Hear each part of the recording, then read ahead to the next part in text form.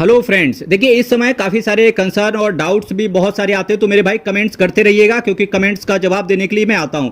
इस वजह से आज मैंने जो चर्चा उठाई मेरे भाई, अगर आप म्यूचुअल फंड्स की दुनिया के अंदर इन्वेस्ट करते हैं, म्यूचुअल फंड्स की दुनिया में इन्वेस्ट करते हैं या म्यूचुअल फंड्स की दुनिया में अगर आप जी रहे हैं तो डेफिनेटली इस समय आपके पास एक क्वांट का फंड तो होना ही चाहिए, क्योंकि एक क्वांट का फंड सारी समस्याओं का हल।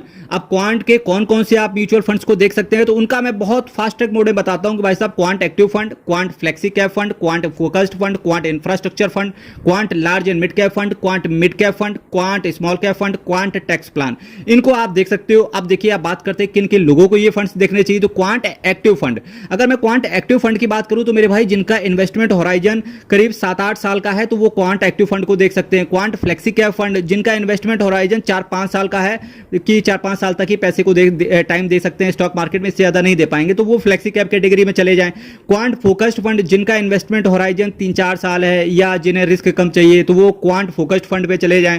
क्वांट इंफ्रास्ट्रक्चर फंड, जो लोग भारत की प्रगति में पार्टिसिपेट करना चाहते हैं तो उन्हें क्वांट इंफ्रास्ट्रक्चर फंड, या जो लोग सेक्टोरल थीमेटिक को देख रहे हैं तो उन्हें क्वांट इंफ्रास्ट्रक्चर फंड को तरफ देखना चाहिए। Quant large and mid cap fund, देखिए लार्ज कैप में इन्वेस्ट नहीं करोगे तो चलेगा, क्वांट लार्ज और मिड कैप में कर लो, बहुत अच्छा है।